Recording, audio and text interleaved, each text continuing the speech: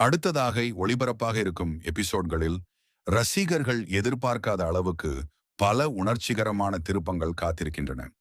இதுவரை அமைதியாக இருந்த சூழ்நிலை மீண்டும் பெரும் பரபரப்பாக மாறப்போகிறது. ஊர் மக்கள் அனைவரும் ஒன்றாக கூடும் அந்த பழக்கமான பஞ்சாயத்து இடத்தில் மீண்டும் மணி ஒலிக்கிறது. அந்த மணி சத்தம் கேட்டவுடன் என்ன விஷயம் என்று தெரிந்து கொள்ள அனைவரும் அவசரமாக அங்கு வந்து நிற்கிறார்கள். பெரியவர்கள், பெண்கள், இளைஞர்கள் என ஒவ்வொருவரும் ஒருவரை ஒருவர் பார்த்து கொண்டு ஏதோ முக்கியமான விஷயம் நடக்கப் போகிறது என்ற எதிர்பார்ப்புடன் காத்திருக்கிறார்கள். அந்த நேரத்தில் சேதும் தமிழ் செல்வியும் ஒருவருக்கு ஒருவர் எதிரே நின்றிருப்பதை பார்த்ததும் அனைவருக்கும் ஆச்சரியம் ஏற்படுகிறது. ஏற்கனவே குழந்தையை ஒரு வாரம் ஒரு வீட்டிலும் அடுத்த வாரம் இன்னொரு வீட்டிலும் வைத்து பார்த்து கொள்ள வேண்டும் என்று பஞ்சாயத்தில் முடிவு செய்யப்பட்டிருந்த நிலையில இன்னும் அந்த கால அவகாசம் கூட முடியவில்லை. அப்படி இருக்க தமிழ் செல்வி ஏன் இவ்வளவு அவசரமாக மீண்டும் பஞ்சாயத்துக்கு வந்திருக்கிறார் என்ற கேள்வி அங்கிருந்த அனைவரின் மனதிலும் எழுகிறது. சிலர் குழந்தையை மாற்றிக்கொள்ள வந்திருக்கலாம் என்று நினைக்க, இன்னும் சிலர் இதற்கு பின்னால் வேறு பெரிய காரணம் இருக்க வேண்டும் என்று யூகிக்க ஆரம்பிக்கிறார்கள். நண்பர்களே, உங்களுக்கும் தமிழ் செல்வி மற்றும் சேதுபதியை பிடிக்கும் என்றால் இப்போதே இந்த வீடியோவிற்கு ஒரு லைக் செய்து சேனலை கண்டிப்பாக சப்ஸ்கிரைப் செய்யுங்கள். அந்த சந்தேகங்களுக்கு முற்றுப்புள்ளி வைக்கும் விதமாக தமிழ் செல்வி மிகவும் உறுதியான குரலில் பேச ஆரம்பிக்கிறார். பஞ்சாயத்து சொல்லிய தீர்ப்பை மதித்து பெரியவர்களின் வார்த்தையை மீறாமல் தான் இதுவரை அமைதியாக இருந்ததாகவும், குழந்தையை மாறி மாறி வளர்க்கும் முடிவை மனவேதனையுடன் ஏற்றுக்கொண்டதாகவும் கூறுகிறார். ஆனால் இனிமேல் அந்த முடிவை தன்னால் கடைபிடிக்க முடியாது என்று தெளிவாக அறிவிக்கிறார். தன் இரு குழந்தைகளையும் பிரித்து பார்க்கும் ஒவ்வொரு நிமிடமும் தன்னுடைய உயிரே பிளந்து போகும் வேதனை இருப்பதாகவும், ஒரு தாயின் மனதை யாராலும் புரிந்து கொள்ள முடியாது என்றும் கண்ணீர் மல்க பேசுகிறார். எந்த சூழ்நிலையிலும் தன்னுடைய குழந்தைகள் இருவரும் தன்னுடன் இருக்க வேண்டும் என்பதே தனது ஆசை என்றும், அதற்காக எந்த அளவிற்கும் செல்ல தயார் என்றும் கூறுகிறார். குழந்தையை தன்னிடம் ஒப்படைக்க வேண்டும் என்று பஞ்சாயத்து முன் கைகளை கூப்பி கேட்கும் அந்த தருணம் அங்கிருந்த பலரின் மனதையும் கலங்க வைக்கிறது. தமிழ் செல்வியின் வார்த்தைகளில் இருந்த வலி சிலரை யோசிக்க வைக்க, இன்னும் சிலர் ஏற்கனவே சொல்லப்பட்ட தீர்ப்பை மாற்றக்கூடாது என்று மனதில் நினைத்து கொண்டே அமைதியாக நிற்கிறார்கள். தமிழ் செல்வியின் இந்த திடீர் முடிவை பார்த்து அங்கிருந்த அம்மாச்சி கடும் கோபத்தில் முகத்தை சுளிக்கிறார். ஏற்கனவே பல சிரமங்களுக்கு பிறகு இந்த விவகாரத்திற்கு ஒரு தீர்வு கிடைத்ததாக நினைத்திருந்த நிலையில் மீண்டும் அதே பிரச்சனை ஆரம்பமாகிறது என்பதால் அவருக்கு கடும் வருத்தம் ஏற்படுகிறது. ராஜாங்கமும் என்ன நடந்தது என்று புரியாமல் குழப்பத்துடன் சுற்றியிருப்பவர்களின் முகங்களை பார்த்து கொண்டிருக்கிறார். நேற்று வரை எந்த பிரச்சனையும் இல்லாமல் இருந்த நிலையில் இன்று திடீரென்று ஏன் இந்த மாற்றம் ஏற்பட்டது என்று அவர் மனதில் பல கேள்விகள் எழுகின்றன. ஒரு குடும்ப விஷயம் மீண்டும் ஊர் முழுவதும் பேசப்படும் நிலைக்கு வந்துவிட்டதே என்ற கவலையும் அவரை வாட்டுகிறது.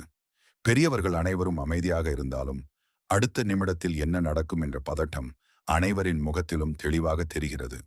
இந்த முறை எடுக்கப்படும் முடிவு இனி அந்த குடும்பத்தின் எதிர்காலத்தையே மாற்றிவிடுமோ என்ற அச்சம் அங்கிருந்த ஒவ்வொருவரிடமும் உருவாகிறது. இந்த சூழ்நிலையில் சேது அமைதியை இழக்காமல் பேச முயற்சிக்கிறார். பஞ்சாயத்து கூறிய தீர்ப்பை இதுவரை ஒரு நிமிடம் கூட மீறாமல் கடைபிடித்து வந்ததாகவும், குழந்தையை குறிப்பிட்ட நேரத்தில் அழைத்து வந்து குறிப்பிட்ட நேரத்தில் மீண்டும் ஒப்படைத்து வருவதாகவும் கூறுகிறார். எல்லாம் சுமூகமாக சென்று கொண்டிருந்த நிலையில் இப்போது ஏன் மீண்டும் பிரச்சனையை உருவாக்க வேண்டும் என்று தமிழ் செல்வியிடம் கேட்கிறார். குழந்தையை பாதுகாப்பாக வளர்ப்பதில் எந்த குறையும் வைக்கவில்லை என்றும், தன்னுடைய பொறுப்பை முழுமையாக நிறைவேற்றி வருவதாகவும் அவர் உறுதியாக சொல்கிறார். ஆனால் அதற்கு பதிலளிக்கும் தமிழ் செல்வி ஒரு தாயின் மனதில் தோன்றிய பயத்தை யாராலும் மாற்ற முடியாது என்று கூறுகிறார். தன்னுடைய குழந்தை தன்னிடம் இருந்தால்தான் முழு பாதுகாப்பு கிடைக்கும் என்ற நம்பிக்கை இருப்பதாகவும், அதனால்தான் மீண்டும் இந்த முடிவை எடுத்ததாகவும் விளக்குகிறார். அந்த வார்த்தைகள் சேதுவை மிகவும் பாதிக்கின்றன. தன்னை ஒரு பொறுப்பற்ற தந்தையாக சித்தரிப்பது அவருக்கு ஏற்றுக்கொள்ள முடியாத விஷயமாக மாறுகிறது. அதன் பிறகு சேது மிகவும் உணர்ச்சி வசப்பட்டு பேச ஆரம்பிக்கிறார். குழந்தையை தன்னிடம் வைத்திருக்கும் ஒவ்வொரு நாளும் தனது உயிரைப் போல கவனித்து வருவதாகவும், எந்த ஒரு தேவையும் குறையாமல் பார்த்து கொள்வதாகவும் கூறுகிறார். குழந்தை சிரித்தாலும் மகிழ்ச்சி, அழுதாலும் பதட்டம் என்று வாழ்ந்து வருகிறேன் என்று சொல்லும்போது அவரது குரலில் இருந்த பாசம் அனைவரையும் அமைதியாக்குகிறது. நான் என் குழந்தையை அலட்சியமாக பார்த்து கொள்வேன் என்று எப்படி நினைக்க முடிகிறது என்று தமிழ் செல்வியிடம் கேட்கிறார். நான் ஒரு தந்தை மட்டுமல்ல, அந்த குழந்தையின் வாழ்க்கை முழுவதையும் நினைத்து வாழும் மனிதன் என்றும் அவர் உருக்கமாக பேசுகிறார். ஆனால் தமிழ் செல்வியின் மனதில் ஏற்பட்ட சந்தேகம் மட்டும் இன்னும் குறையவில்லை. அதனால் அவர் நேரடியாக நடந்த ஒரு சம்பவத்தை அனைவரின் முன்பும் கூற முடிவு செய்கிறார். நண்பர்களே, உங்களுக்கும் தமிழ் செல்வி மற்றும் சேதுபதியை பிடிக்கும் என்றால் இப்போதே இந்த வீடியோவிற்கு ஒரு லைக் செய்து சேனலை கண்டிப்பாக சப்ஸ்கிரைப் செய்யுங்கள். தமிழ் செல்வி நேற்று இரவு நடந்த விஷயத்தை பஞ்சாயத்து முன் கூறுகிறார். குழந்தையை பார்க்க வேண்டும் என்ற ஆசையில் வீடியோ அழைப்பு செய்த போது சேது குழந்தையுடன் இல்லாமல் வெளியே இருந்ததாகவும், அந்த நேரத்தில் குழந்தையை வேறு ஒருவரிடம் விட்டுவிட்டு சென்றிருந்ததாகவும் குற்றம் சாட்டுகிறார். இரவு நேரத்தில் குழந்தையை விட்டுவிட்டு வெளியே செல்வது எப்படி பொறுப்பான செயலாகும் என்று கேட்கிறார். ஒரு தாயாக இதை பார்த்த பிறகு இனிமேல் அமைதியாக இருக்க முடியாது என்றும், குழந்தையின் பாதுகாப்பை யாரிடமும் ஒப்படைக்க விருப்பமில்லை என்றும் தெளிவாக சொல்கிறார். இந்த ஊரே தன்னை எதிர்த்தாலும் பரவாயில்லை, தேவைப்பட்டால் நீதிமன்றம் வரை சென்று தனது குழந்தையை மீட்டே தீருவேன் என்று உறுதியுடன் அறிவிக்கிறார். அவரது இந்த வார்த்தைகள் அங்கிருந்த அனைவரையும் அதிர்ச்சியில் ஆழ்த்துகின்றன. இதுவரை பஞ்சாயத்து எல்லைக்குள் இருந்த பிரச்சனை இப்பொழுது சட்டத்தின் முன் செல்லும் நிலை உருவாகுமோ என்ற அச்சம் எல்லோரிடமும் ஏற்படுகிறது. அந்த நேரத்தில் இதுவரை அமைதியாக இருந்த ஐஸ்வர்யா முன்னே வந்து பேச ஆரம்பிக்கிறார். தமிழ் செல்வி கூறும் குற்றச்சாட்டில் உண்மையில்லை என்றும், நடந்த விஷயத்தை முழுமையாக தெரிந்து கொள்ளாமல் தவறாக புரிந்து கொண்டிருப்பதாகவும் விளக்குகிறார்.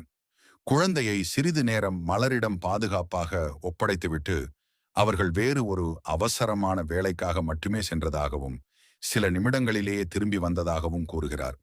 அந்த நேரம் முழுவதும் குழந்தை பாதுகாப்பாக இருந்தது என்றும், சேது குழந்தையை ஒரு நொடியும் அலட்சியமாக பார்த்ததில்லை என்றும் உறுதியாக சொல்கிறார்.